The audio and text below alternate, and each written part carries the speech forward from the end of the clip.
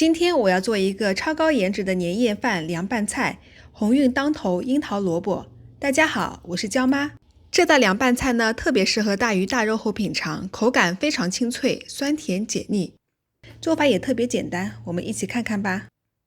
先准备300克洗干净并沥干的樱桃萝卜，然后把樱桃萝卜的头尾切掉。切完后是这个样子的。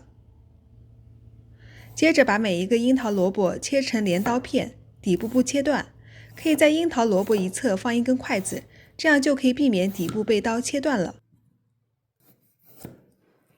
切好的樱桃萝卜是这样的，记得放入密封盒中。接下来准备给樱桃萝卜去水，萝卜中加入3克盐，盖上盖子，上下左右都摇晃一下，这样做可以让樱桃萝卜都能沾满盐分。随后放入一旁腌制15分钟。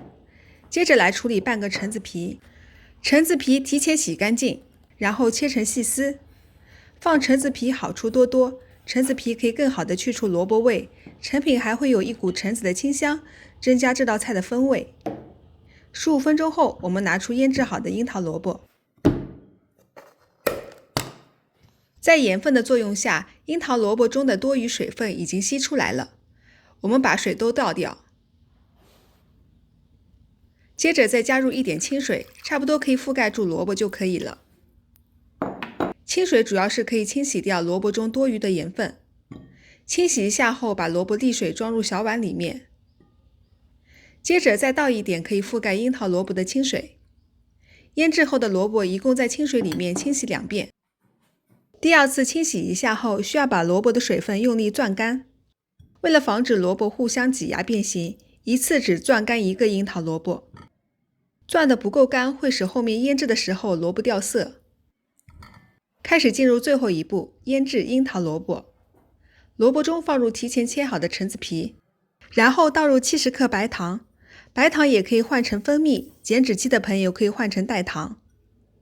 最后再加入50克白醋，也可以换成陈醋，但是放白醋成品会更好看。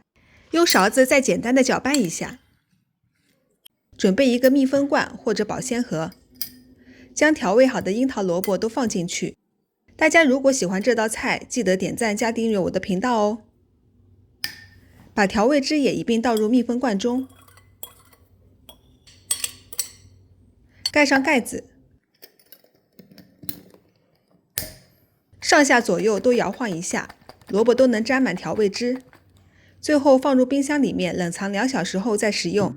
这道凉拌萝卜差不多可以放入冰箱保存5天。做开胃菜或者喝粥的时候来一点都特别好。2小时后，我们从冰箱里面取出腌制好的樱桃萝卜。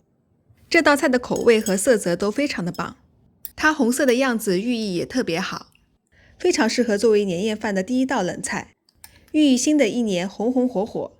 再取一片薄荷叶做装饰，这道菜就做好啦。最后感谢各位收看，我是娇妈，我们下期再见。